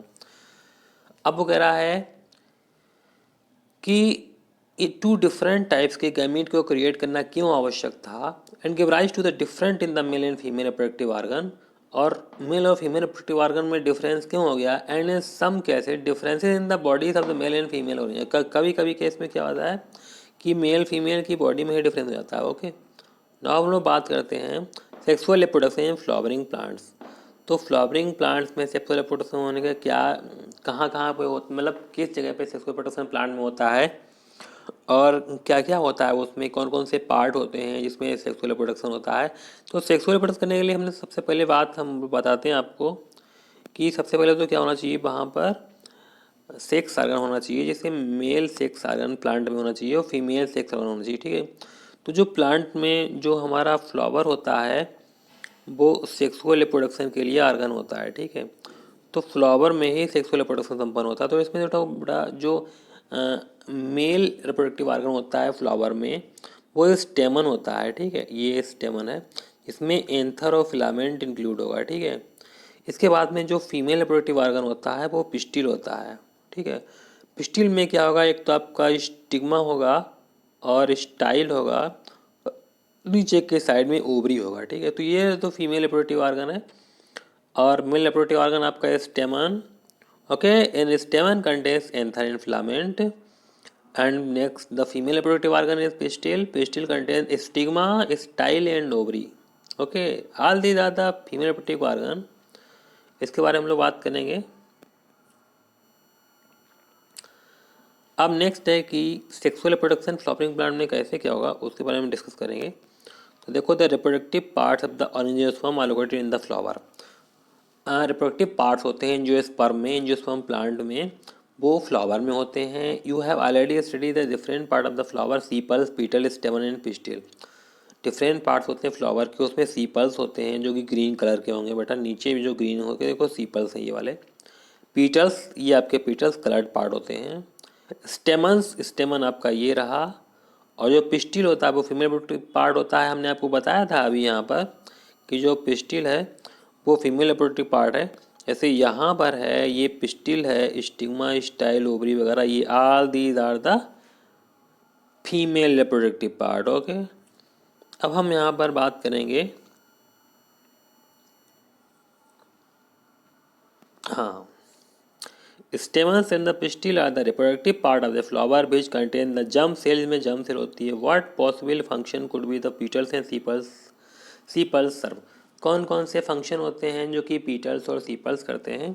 तो flower में भी unisexual, flower unisexual हो सकता है, मतलब single sex होते हैं, जैसे पपाया है, वाटरमेलन है। व्हेन इट कंटेन्स आइदर स्टेमन और पिस्टिल और बाइसेक्सुअल, जब उसमें स्टेमन या पिस्टिल होंगे तो हम उसे यूनिसेक्सुअल कहेंगे, या बाइसेक्सुअल कब होगा, जैसे हेबिस्कस है, मस्टर्ड है, ये बाइसेक्सुअल फ्लावर होंगे। बाइसेक्सुअल मतलब जिसमें फीमेल और मेल पार्ट दोनों होंगे उसे बाइसेक्सुअल फ्लावर कहते हैं। तो when it contains both स्टेमन and pistil तो हम उसे बाइसेक्सुअल कहेंगे। स्टेमन is the male reproductive part and it produces pollen grains that are yellowish in color, and you must have seen this yellowish powder then of a stick with the hand if we touch the स्टेमन of a flower. अगर हम किसी flower के स्टेमन को touch करते हैं तो उसमें येलोइस powder हमारे हाथों में स्टिक कर जाता है। Yellowish powder then we stick in our hands if we touch the stamen of a flower. किसी भी फ्लावर के स्टेमन को टच करते हैं तो एलोइस पाउडर होता है येलो कलर का, वो हमारे हाथों में स्टिक हो जाता है। Pistil is present in the centre of the flower. ध्यान रखो कि पिस्टिल फ्लावर के सेंटर में होता है and it is the female reproductive part. ये फीमेल रिप्रोडक्टिव पार्ट है। It is made of 3 parts. ये 3 पार्ट से मिलकर बना होता है। इसमें क्या होगा देखो, द सोलन बॉटम पार्ट, जो सोलन बॉटम पार्ट होता है ओवरी होता है, मिडिल इलोंगेटेड पार्ट होता है, स्टाइल होता है। बॉटम पार्ट ओवरी है और मिडिल इलोंगेटेड पार्ट है, स्टाइल है। And the terminal part which में बी स्टिकी द स्टिग्मा। और जो टर्मिनल पार्ट है जो कि स्टिकी होता है वो स्टिग्मा होता है। The ovary contains ovule and the each ovule has an egg. Ovary में ओव्यूल होगा और हर ओव्यूल में हैज एन एग, हर ओव्यूल में एक एग होगा। ठीक है। The male germ cell produce by pollen grains fuses with the female gamete present in the ovule। और ध्यान रखो कि जो मेल जर्म सेल होगा तो मेन जर्म सेल क्या करेगा, produce by pollen grains। Male germ cell pollen grains द्वारा प्रोड्यूस होगा। Fuses with the female gamete present in the ovule. Ovule में फीमेल गैमीट होता है, उससे जाकर के मिक्सिंग करता है। This fusion of germ cells or fertilisation gives the zygote. ये फ्यूजन होता है तो जाइगोट बनता है which is capable of growing into new plant, जो बाद में न्यू प्लांट में ग्रो करता है। ठीक है। Thus the pollen needs to be transferred from the stamen to the stigma। pollen की जरूरत होती है कि वो ट्रांसफ़र हो स्टेमन से स्टिग्मा के लिए। In this transfer of pollen occurs in the same flower। अगर ये ट्रांसफ़र pollen का सेम फ्लावर पे होता है it is refer to as the self pollination, तो हम उसे सेल्फ पॉलिनेशन कहेंगे। और दूसरी तरफ देखो, on the other hand if the pollen is transferred from the one flower to another, अगर पॉलन एक फ्लावर से दूसरे में ट्रांसफ़र होगा it is known as cross pollination. इसे क्रॉस पॉलिनेशन कहेंगे। तो बेटा इसमें फ्लावर भी डिफरेंट होगा, प्लांट भी डिफरेंट होगा, तो उसे कहेंगे क्रॉस पॉलिनेशन। ठीक है। तो this transfer of pollen from one flower to another is achieved by the agents like wind, water and animal. ये वर्क किसके द्वारा होगा, क्रॉस पॉलिनेशन का वर्क होगा विंड द्वारा, वाटर द्वारा और एनिमल्स के द्वारा। pollen grains को विंड भी ले जाएगी, वाटर भी ले जाएगा और एनिमल्स भी ले जाएंगे। इसके अगले बात करते हैं कि after the pollen lead to the suitable stigma it is to be reach the female germ cell which are in the ovary. इसके बाद क्या होगा, इसका ये होगा कि after the pollen land on the suitable stigma, pollen जब stigma पर लैंड हो जाते हैं it has to reach the female germ cells, तो वो फीमेल जर्म सेल के पास पहुंचते हैं which are in the ovary, जो ओवरी में होती है। ठीक है। For this a tube grown out of the pollen grains, pollen grains से एक ट्यूब निकलती है and travels through the style to reach the ovary, और ट्रेवल करती है स्टाइल से और कहाँ तक पहुँचती है, ओवरी तक पहुँचती है। ठीक है। अगली बात करते हैं after fertilisation the zygote divide several times to form an embryo. Fertilisation के बाद क्या होगा कि जाइगोट डिवाइड होगा बहुत टाइम और एक एम्ब्रियो बनाएगा विद इन द ओव्यूल, के अंदर एम्ब्रियो बनाएगा। The ovule develops a tough coat and is gradually converted into a seed. और ओव्यूल बाद में एक बहुत ही टफ कवरिंग बनाएगा, टफ कोट बना देगा जो कि बाद में सीड में कवर हो जाएगा, वो सीड में कन्वर्टेड हो जाता है। Ovary grows rapidly and ripens to form a fruit. Ovary तेज़ी से ग्रो करती है, रैपिडली एंड रिपाइंस और पक जाती है और फ्रूट बनाती है। Meanwhile the petal sepal and stamens style and stigma may be shrivelled shrivel and fall off. Petal sepal stamen style ये सब फॉल ऑफ गिर जाते हैं। And have you ever observe any flower parts still persisting in the fruit. क्या आपने देखा है किसी फ्रूट में कोई फ्लावर पार्ट लगा हुआ होता है? नहीं, कोई एग्जिस्ट नहीं होता है। Try and work out the advantage of the seed formation for the plant. Try करो, वर्क करो कि सीड फॉर्मेशन का प्लांट में क्या महत्व होता है। The seed contain the future plant और embryo which develops into a seedling. Seed में एक फ्यूचर प्लांट होता है, इसे एम्ब्रियो कहते हैं। एम्ब्रियो होता है विच डेवलप्स इनटू ए सीडलिंग, जो बाद में सीडलिंग में डेवलप हो जाता है अंडर अप्रोप्रिएट कंडीशन। ठीक है, this is process known as germination, इसे कहते हैं जर्मिनेशन। ठीक है, तो जर्मिनेशन क्या होगा बेटा, सीड का जमना। ठीक है, तो जर्मिनेशन में ये होता है कि seedling under appropriate condition is process known as germination, germinate होता है सीड। ठीक है, तो इसमें दिखाया गया है पूरा आपका, ये पोलन ग्रेन होता है, ये स्टिग्मा है। तो पोलन ग्रेन आकर के यहाँ पर फॉल आउट होता है, फिर यहाँ से पोलन ट्यूब निकलती है, पोलन ट्यूब निकल के जाती है अंदर एम्ब्रियो तक। ठीक है, ओके, यहाँ पर ये मेल जर्म सेल होती है, पोलन ट्यूब है, ओवरी होता है यहाँ पर, और नीचे आता है फीमेल जर्म सेल। देखो यहाँ पे होगी, ये फीमेल जर्म सेल होती है। फिगर है germination of the pollen on stigma.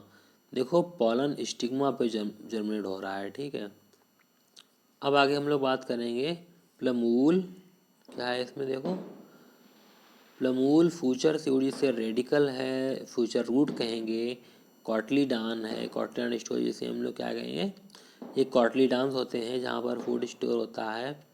और प्लमूल फ्यूचर शूट होता है, प्लमूल है, रेडिकल फ्यूचर रूट होती है। ओके, तो जैसे जो जर्मिनेशन, ये जर्मिनेशन की प्रोसेस पूरी हो गई यहाँ पे। ठीक है, अब हम बात करते हैं reproduction in human beings. Human beings में क्या होता है, रिप्रोडक्शन कैसे होता है। सीधी सी बात है कि ह्यूमन बींग में भी रिप्रोडक्शन होगा, और सारे एनिमल होते हैं सभी में होता है, सॉरी। तो कैसे होगा बात करते हैं। So far we have been discussing the variety of more that be different species use for the reproduction. किस वैरायटी का रिप्रोडक्शन कौन से ऑर्गेनिज्म करते हैं। Let us now look at the species we have the most interested in, इसमें हम बहुत ज़्यादा इंटरेस्टेड हैं उन स्पीसीज के बारे में बात करेंगे कि namely humans. Human use the sexual mode of reproduction, human में सेक्सुअल मोड ऑफ रिप्रोडक्शन होगा। And how does this process work, ये प्रोसेस कैसे होती है। तो बेटा देखो क्या होता है कि let us begin in apparently unrelated point अलावा से that our body change as we become older. हमारी बॉडी चेंज होती है जैसे हम ओल्डर होते हैं। You have learn these changes that take place in our body, हमारी बॉडी में चेंज होती है, इनको हम लोग देखते हैं। Earlier in class at also we notice that our height has increase continuously from early age till now.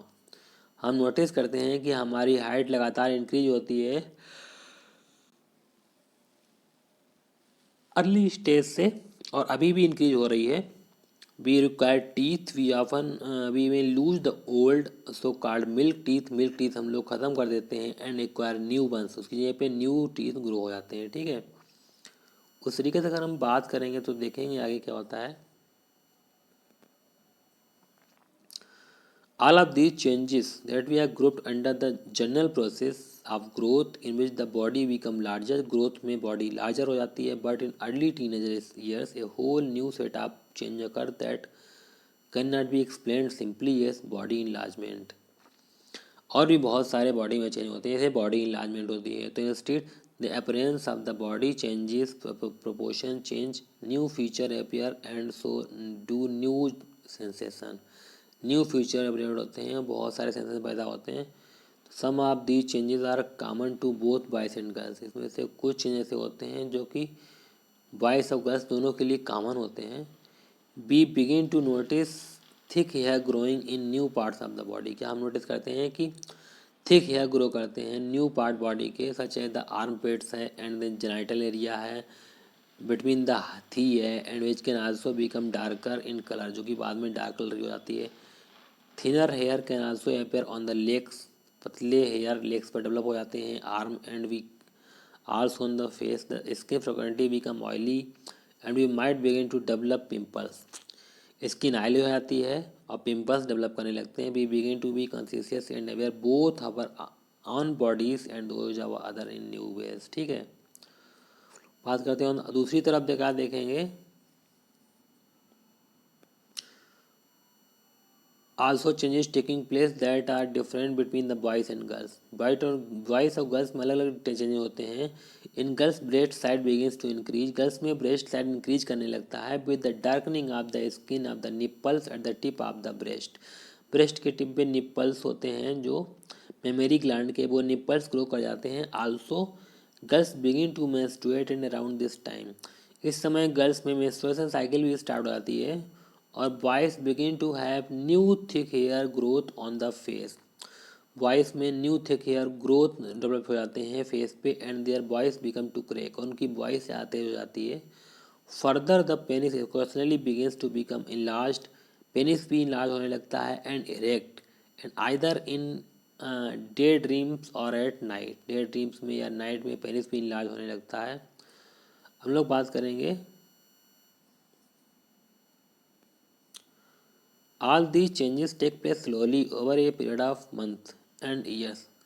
ये चेंजेस इतना धीमे होता है कि बहुत सारे मंथ और ईयर हो जाते हैं कि दे do not happen all the same time in one person, ये सभी एक ही समय पे हर पर्सन में नहीं होते। नार do they happen at an exact as, और कोई ऐसी एग्जैक्ट एज भी नहीं होती जब उस समय होते हैं। In some people they happen early and quickly, कुछ लोगों में क्या होता है जल्दी हो जाते हैं, while others they can happen slowly, जबकि और होते हैं उनमें धीमे धीमे होते हैं। Also each changes does not become completely quickly either, her changes पूरी तरह से या तो जल्दी हो जाता है, क्विकली कंप्लीट, बहुत जल्दी कंप्लीट हो जाता है।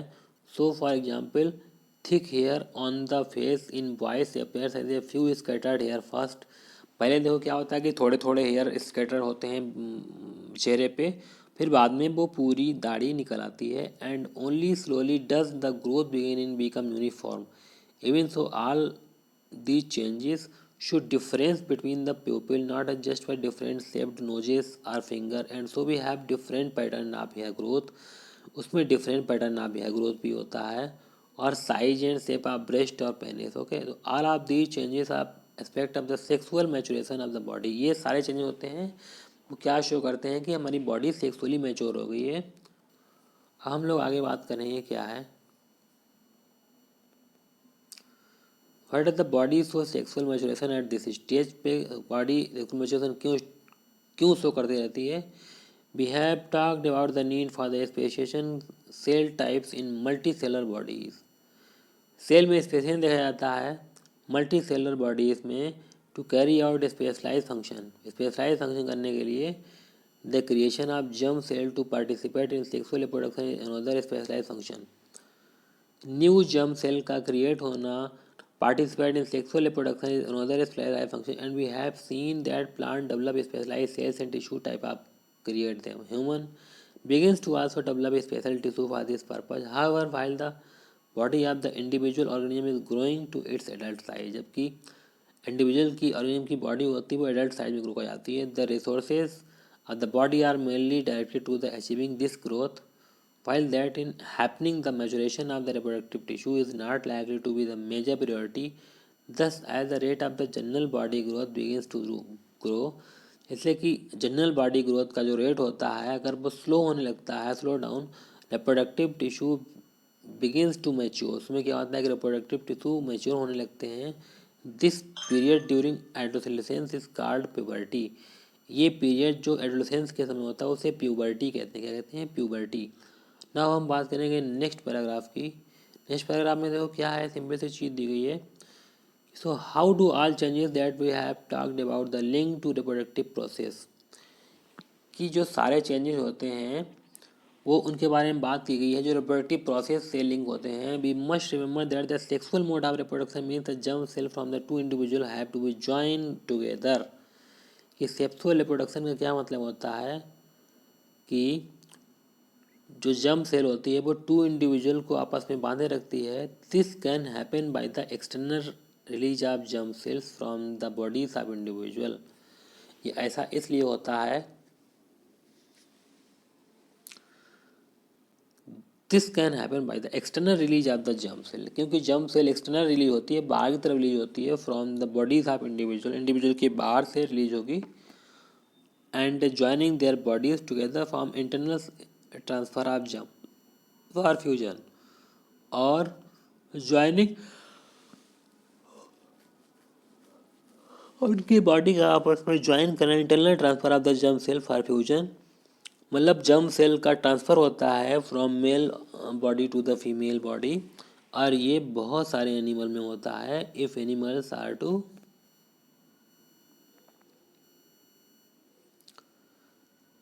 To participate in the process of mating, अगर इंडिविजुअल मैटिंग के प्रोसेस में पार्टिसिपेट करते हैं, their state of sexual maturation must be identifying by the individual. Many changes during puberty, such as a new hair growth pattern, are signal for the sexual reproduction is taking place. Okay. On the other hand, बात करते हैं the actual transfer of germ cell between two people needs special organ for the sexual act. Actual transfer होता है germ cell का दो people के बीच में, इसमें स्पेशल ऑर्गन की जरूरत पड़ती है सेक्सुअल एक्ट के लिए, such as the penis when it is capable of becoming erect.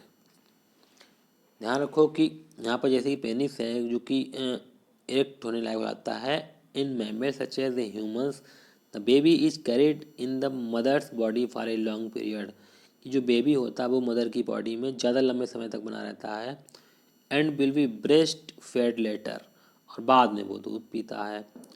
The female reproductive organ and the breast will need to mature to accommodate these possibilities, कि जो फीमेल रिप्रोडक्टिव ऑर्गन होते हैं और breast will need to mature to accommodate the possibility करने के लिए ज़रूरी हो जाए। Let us to cut the system involve in the process of sexual reproduction. अब हम उस सिस्टम को इन्वॉल्व करेंगे कि जो प्रोसेस होगी सेक्सुअल रिप्रोडक्शन में, क्या होगा देखो ज़रा। इसमें जो है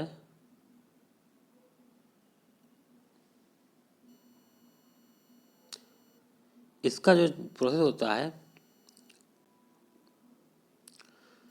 system involve in the process of sexual reproduction, कौन सा सिस्टम होता है उसके बारे में बात करेंगे। एक होता है मेल रिप्रोडक्टिव सिस्टम। तो मेल रिप्रोडक्टिव सिस्टम क्या होता है बेटा, उसके बारे में बात करते हैं हम आपको कि ये मेल रिप्रोडक्टिव सिस्टम का पार्ट होगा।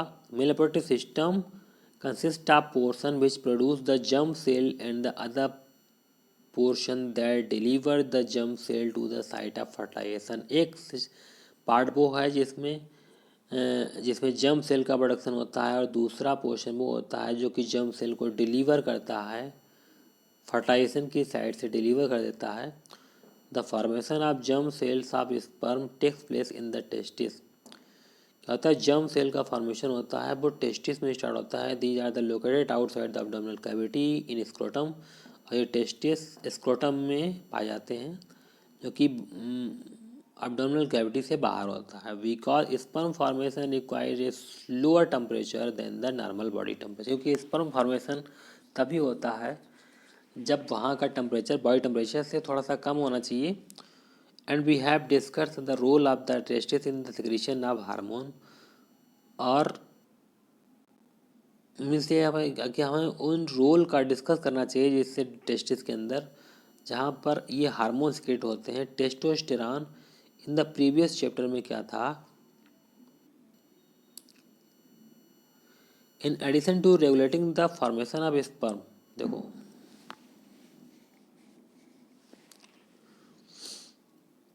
addition to the regulating the formation of sperm, testosterone bring about the changes in the appearance in the boys and time of puberty। जो टेस्टोस्टेरोन होता है वो चेंजेस होते हैं बॉयज में टाइम ऑफ प्यूबर्टी में, उसको देखता है। The sperm form are delivered through the vast difference which unite with a tube coming from the urinary bladder. जो स्पर्म बनते हैं वो डिलीवर होते हैं द वास्ट डिफरेंस के through which unites with the tube containing from the urinary bladder. जो urinary bladder से जो ट्यूब आती हैं उनसे कंबाइंड होते हैं। द यूरेथ्रा दस फॉर्म में common passage for both the germ cell and urine. Urethra होता है वो सिर्फ एक कॉमन पैसेज होता है स्पर्म और यूरिन दोनों के लिए। Along with the path of the vast difference gametes like glands like the prostate and the seminal vesicle and other secretions, so that the sperm are now in the fluid which makes the transport easier and thus find more provide nutrition. Sperm are of bodies that consist of mainly general material and long tail and help them, okay,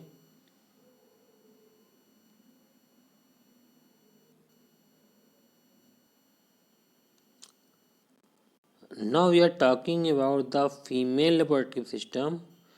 तो female reproductive system में क्या होगा बेटा, female germ cell the eggs are made in the ovary. जो female germ cell होंगी या eggs होंगी वो ओवरी में फॉर्मेशन होता है। They are also responsible for the production of some hormone. ये ओवरी से कुछ हार्मोन का प्रोडक्शन होता है। Look at figure and identify the various organ in the female reproductive system. उनको देखो, आइडेंटिफाई करो, बहुत सारे ऑर्गन होते हैं फीमेल रिप्रोडक्टिव सिस्टम में, उनको देखो और आइडेंटिफाई करो। ठीक है, हम लोग बात क्या करते हैं यहाँ पर, क्या क्या होता है। ओविडक्ट या फेलोपियन ट्यूब है, ये ओवरी है, ये यूट्रस है, ये सर्वाइक्स है, वजाइना है। ठीक है, हम लोग बात करेंगे यहाँ पे, ये पूरा फीमेल रिप्रोडक्टिव सिस्टम हो गया है।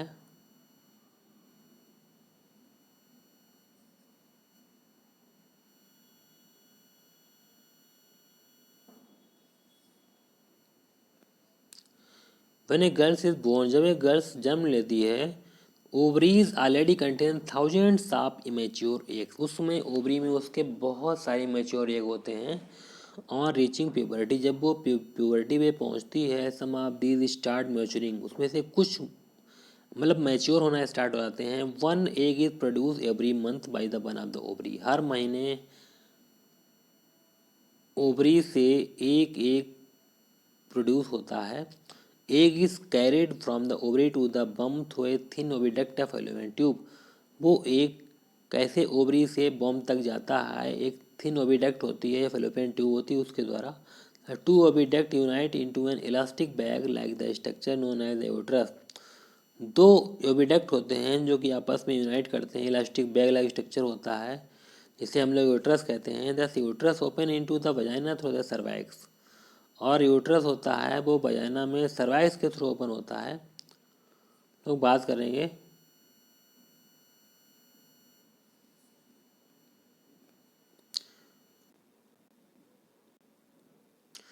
Sperm enter the through the vaginal passage during sexual intercourse के दौरान स्पर्म इंटर करते हैं वजाइनल पैसेज में। They travel upward and reach the oviduct where they may encounter the egg. वो ऊपर की तरफ मूवमेंट करते हैं और ओविडक्ट में पहुंच जाते हैं जहां पर एग का इनकाउंटर करते हैं। द फर्टिलाइज एग, जो एक फर्टिलाइज हो जाता है, start dividing in form a ball of the cell और एम्ब्रियो। वो बाद में डिवाइड होकर के बॉल ऑफ सेल्स, एक सेल्स की बॉल बनाता है या एम्ब्रियो का फॉर्मेशन करता है। Embryo is implanted in the lining of the uterus. और जो एम्ब्रियो होता है वो यूट्रस की लाइनिंग में इम्प्लांट हो जाता है। Where they continue to grow and develop organ to become foetus, जहाँ पर लगातार ग्रो करता है, ग्रो करके ऑर्गन डेवलप करता है और वो फीटस बन जाता है। ठीक है, we have seen in the earlier section that the mother's body design to undertake the development of the child. हमने देखा है कि पहले सेक्शन में कि मदर की बॉडी ऐसे डिजाइन की जाती है कि वो चाइल्ड डेवलपमेंट में जिम्मेदारी उठा ले। And hence the uterus prepare itself every month to receive and nurture the growing embryo. इसलिए यूट्रस हर महीने अपने आप को प्रिपेयर करता है कि and nurture the growing embryo. और ग्रोइंग एम्ब्रियो जो होता है उसको मतलब उसकी मदद करता है, उसको नर्चर करता है। The lining thickens and richly supplied with blood to nourish the growing embryo. कि जो वो होती है जैसे लाइनिंग जो थिकेंस एंड रिचली सप्लाइड, जो लाइनिंग होती है वो ब्लड से सप्लाइड होती है, जो ग्रोइंग एम्ब्रियो को नरिश कराने में, उसको पोषण देने में सहायक होती है। ठीक है, embryo get nutrition from the mother blood with the help of a special tissue called placenta. Embryo mother के ब्लड से हमेशा फूड लेता है, एक स्पेशल टिश्यू होता है प्लेसेंटा, उसके थ्रू लेता है। इसी the dish which is the embedded in the uterine ball. ये एक डिश होती है जो यूट्राइन बॉल में एम्बेडेड होती है। It contains villi on the embryo side of the tissue. इसमें टिश्यू के साइड में, एम्ब्रियो साइड में विलाई होते हैं। On the mother side blood space, और मदर साइड में क्या होगा कि ब्लड स्पेसेस होंगे which surround the villi that provide a large number of area for glucose and oxygen to pass out from the mother to the embryo। और यहाँ पर बहुत बड़ा एरिया होता है वो ग्लूकोज और ऑक्सीजन के लिए जो कि पास आउट होती है mother to the embryo. Developing embryo will also generate best substance. जो डेवलपिंग एम्ब्रियो होता है वो बेस्ट मटेरियल भी जनरेट करता है, बर्थ के पदार्थ भी उत्पन्न करता है, which can be removed by transferring them into the mother's blood through the placenta, जिनको वो प्लेसेंटा के थ्रू मदर के ब्लड में ट्रांसफर कर देता है। The development of the child inside the mother's body takes approximately 9 month. इसको होने में कम से कम 9 महीने का समय लगता है। The child is born as a result of the rhythmic contraction of the muscle in the uterus. उसके बाद में चाइल्ड का बर्थ होता है, बच्चा जन्म लेता है, इसमें रिदमिक कंट्रैक्शन होगा मसल्स का यूट्रस में, इससे बेबी का जब बर्थ होता है। ठीक है, अब बात होती है कि what happens when the egg is not fertilize. अगर एग फर्टिलाइज नहीं होता है तो क्या होगा, देखो what happens when egg is not fertilize. ठीक है, हम लोग बात करते हैं कि if the egg is not fertilize it lives for about 1 day, 1 दिन तक रहता है। Since the ovary release 1 egg every month, ovary हर महीने एक एग निकालती है। Uterus also prepare itself every month, uterus भी अपने आप को हर महीने प्रिपेयर करता है to receive a fertilise egg. एक फर्टिलाइज एग को रिसीव करने के लिए यूट्रस हमेशा प्रिपेयर होता है, हमेशा अपनी तैयारी करता है। दस इट्स लाइनिंग बिकम थिक, इसलिए उसकी लाइनिंग मोटी हो जाती है, स्पंजी हो जाती हैं। This would be required for nourishing the embryo if fertilisation had not taken place.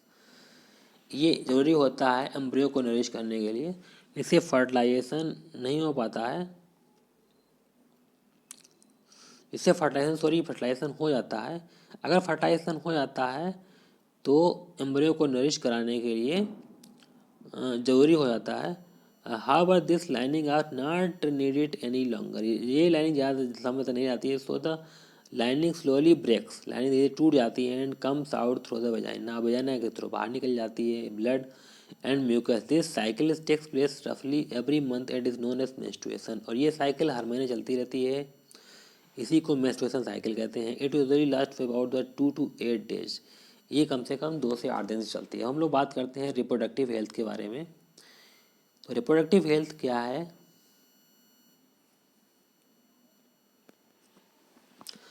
Reproductive health के बारे में बात करेंगे तो as we have seen the process of sexual maturation is gradual and takes place while general body growth is still going on. कि sexual maturation की जो process होती है वो धीरे से होती है, ग्रेजुअली तरीके से होती है, and takes place while general body growth is still going. जब जनरल बॉडी ग्रोथ हो रही होती है तो उस समय होती है। Therefore, some degree of sexual maturation does not necessarily mean that the body or the mind is ready for sexual act as the having and bringing up children. कभी कभी क्या होता है कि कभी sexual maturation does not necessarily mean, sexual maturation जरूरी नहीं होता है that the body the mind is ready for sexual act, कि बॉडी और माइंड दोनों सेक्सुअल एक्ट करे जरूरी हों, और for having and bringing up children, या बच्चे लेने के लिए, और having and bringing up children, बच्चे पैदा करने के लिए। How do we decide the body और the mind ready for the major responsibility, हम लोग कैसे डिसाइड करेंगे कि हमारी बॉडी और माइंड दोनों रेडी हैं इस रिस्पॉन्सिबिलिटी के लिए। तो all of us are under many different kind of pressure, हमारे ऊपर बहुत सारे प्रेशर होते हैं अबाउट दिस इशू, बहुत सारे इशू में। जैसे there can be pressure from the friends for participating in many activity, friends की भी प्रेशर होता है कि बहुत सारी एक्टिविटी में पार्टिसिपेट करो, whether we really want to not, जो कि हम वास्तव में नहीं चाहते हैं। There can be pressure from the families to get married, family से प्रेशर होना है गर्ल्स के लिए कि मैरिड हो जाए एंड स्टार्ट हैविंग चिल्ड्रन, और अपने बच्चों को प्राप्त करें मैरिज के बाद में। ठीक है, तो there can be the pressure from government agency to avoid having children, government उसके बाद गवर्नमेंट एजेंसी का वो होता है, प्रेशर होता है कि ज़्यादा बच्चे नहीं होना चाहिए। तो अगर हम इस सिचुएशन में क्या करेंगे कि जैसे situation making choice can become very difficult, उसमें चॉइस बनाना बहुत ही डिफ़िकल्ट होता है। जैसे इसमें है नेक्स्ट जो पैरा है, we must also consider the possible health consequences of the having sex. We have discuss in class 9th that the disease can be transmitted from person to person in variety of ways, बहुत तरीके से disease का transfer हो सकता है। Since the sexual act is the very intimate connection of body, जो sexual course होता है ये बहुत ही इंटीमेट कनेक्शन है बॉडीज़ का it is not surprising that the many disease can be sexually transmitted. जरूरी नहीं होता है कि बहुत सी डिजीज सेक्सुअली ट्रांसमिटेड होती हैं। दीज इंक्लूड बैक्टीरियल इन्फेक्शन और सच है द गोनोरोइया है, सिफिलिस है। इसमें क्या क्या होता है कि बैक्टीरियल इन्फेक्शन होता है, जैसे गोनोरोइया होगा, सिफिलिस हो गया एंड वायरल इन्फेक्शन हो गया, सच है द वार्ड्स हैं, HIV एड्स है। It is possible to prevent the transmission of such disease during the sexual act. Sexual act के समय ये जरूरी होता है कि ध्यान रखा जाए कि ऐसी बीमारी न होने पाए। Using a covering called condom for the penis, penis के लिए कंडोम होता है during the sex help to prevent transmission of the many these infection to the some extent. मतलब बहुत सारे इन्फेक्शन को रोकने के लिए कंडोम का इस्तेमाल किया जाता है, वो बहुत सारे इन्फेक्शन रोक के आपको बचा सकता है।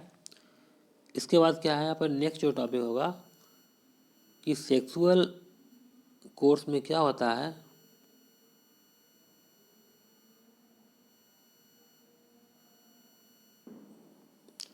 ठीक है, इसमें हम लोग बात करेंगे अभी यहाँ पर कि आगे क्या होगा।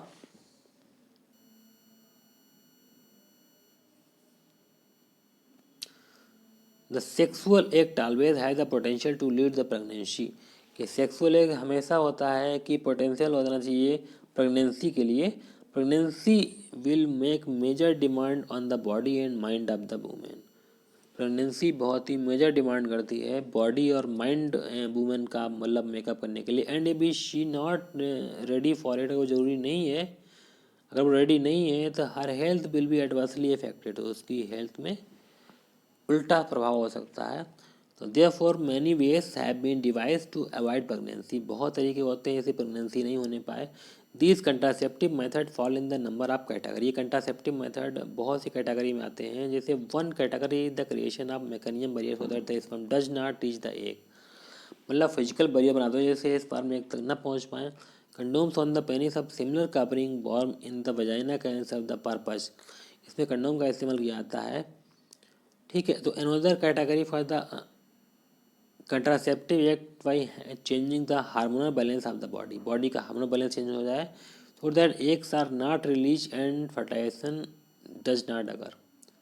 क्या हो सकता है कि अगर मान लो कि एग कि जो एग हैं वो मान लो मैच्योर नहीं हो पाते हैं, रिलीज नहीं होते हैं, फर्टिलाइजेशन अगर नहीं होता है तो उस कंडीशन में क्या होगा देखो।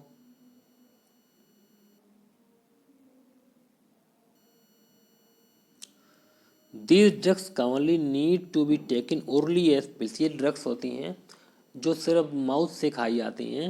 However since they change hormonal balance can be cause side effect too. ये हार्मोनल बैलेंस कंप्लीट करती हैं और साइड इफेक्ट भी हो सकता है इनका। अदर कंट्रासेप्टिव डिवाइस सच है द लूप और the copper T. Copper T होती है, लूप होता है, place in the uterus to prevent pregnancy, रोकने के लिए होता है। Again they are the cause side effect to the irrigation of the uterus. कभी कभी क्या होता है इनका जो साइड इफेक्ट भी होता है, यूट्रस में इरिटेशन होता है। If the vast deferens in the male is blocked, अगर वास्ट डिफरेंस ब्लॉक हो जाए sperm transfer will be prevented, तो स्पर्म ट्रांसफर नहीं होगा। If the fallopian tube in the female is blocked the egg cell not be able to reach the uterus. जरूरी नहीं होता है कि मतलब फीमेल का फ्लोपियन ट्यूब ब्लॉक कर दो जिससे egg will not be able to reach the uterus. हो सकता है कि एग यूट्रस तक न पहुंच पाए। In both cases fertilisation will not takes place, दोनों केसेस में फर्टिलाइजेशन नहीं होगा। तो surgical method can be use to create such blocks while surgical method are safe in the long long term surgery it can be cause. Okay, हम लोग बात करेंगे इसमें क्या क्या है। Infections and other problem if not performed properly. Surgeon can also be used to removal of unwanted pregnancy, को भी remove कर देता है surgeon. These may be misused for the people who do not want to participate particular child। ये उन लोगों द्वारा misuse होता है who do not want to particular child, जिनका कोई particular child नहीं होता है। और happen in the illegal sex side abortion of the female fetus। For a healthy society, the female-male sex ratio must be maintained because of the reckless female feticide। child death rates or decline at the alarming rate in the some section of our society, although prenatal sex determination has been prohibited by law। ठीक है, हम लोग बात करते हैं कि जो next आता है वो थोड़ा सा पैराग्राफ और बचा हुआ है, बस हमारा चैप्टर ख़त्म हो जाएगा यहाँ पे।